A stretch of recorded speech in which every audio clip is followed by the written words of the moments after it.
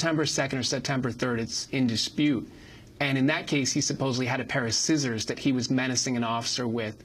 And again, his family says, we don't believe that. We were there. We saw this, and we don't think that's the case. The police say, you know, he was a threat. He was going to kill us. The last case we've been looking at is Keenan McCann. And Keenan McCann, again, the police said that he had a gun. He was threatening officers. And so they shot him repeatedly with assault rifles. He survived. And when they got down there and investigated, there was no gun. He didn't have a gun, not on him at that time. So these are the questions that come up. Were these good shootings? Is the story that we're getting in these cases accurate? I want to go to a story from Baton Rouge. The Baton Rouge Advocate published a damning expose last week talking about allegations of misconduct by police officers in Baton Rouge after Hurricane Katrina. And some of the quotes from here are quite astounding. Visiting officers said Baton Rouge police referred to African Americans as, quote, heathens and animals that needed to be beaten down. Where did these allegations come from? Talk about this expose.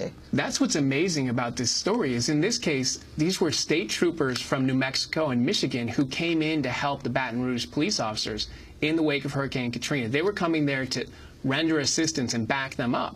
And they were pulled out after only 2 days because the out-of-state cops were complaining about what they saw. And they said, look, there's this pattern of abusive and racist policing going on here, and we want out. So they're the ones making these allegations. These are not private citizens. These are other officers saying, this was wrong, we saw this, and it was just absolutely out of control. The judge in the case of the shootings, the killings of James Brissett, 19 years old, who was with the mentally handicapped man, mentally retarded man, who you were just describing, Ronald Madison, both of them killed. They were searching for food. They were on the bridge. The judge in the case where the officers pleaded guilty, Judge Lance Afrique, said, I have neither imagined or heard of more despicable conduct by law enforcement officers.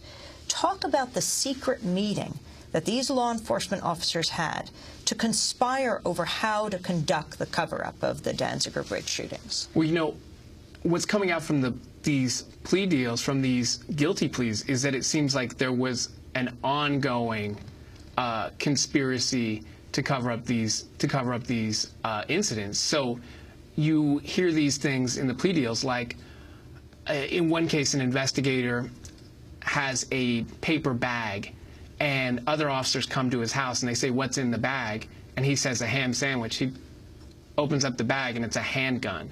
And that handgun, according to the guilty plea, in one of these cases, is the gun that gets dumped on the bridge to implicate the citizens as having attacked the NOPD, which we now know didn't happen. I mean, these are really stunning sort of things that you hear about.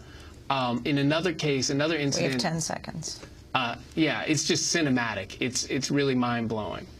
Well, we will continue to talk to you as you continue this investigation. It's absolutely explosive and remarkable, and thank you for all the work that you've done in uncovering it. A.C. Thompson, staff reporter for ProPublica, ongoing series with PBS Frontline and working with the Times-Picayune as well on the post-Katrina shootings by police in New Orleans. And that does it for today's show. If you want a copy of the show, you can go to our website at democracynow.org. Democracy Now! Produced by Mike Burke. Shrifa Dokudu, Sarah Mate, Angela Comet, Steve Martinez, Nicole Salazar, Hani Masood, Robbie Karen, Mike DeFilippo, Peter Curries, Miguel Noguera, engineers. Special thanks to Becca Staley, Nick Gilla, Hugh Grant, Samantha Chambly, Jessel Noor. I'm Amy Goodman with Angelique Comet. Thanks for joining us.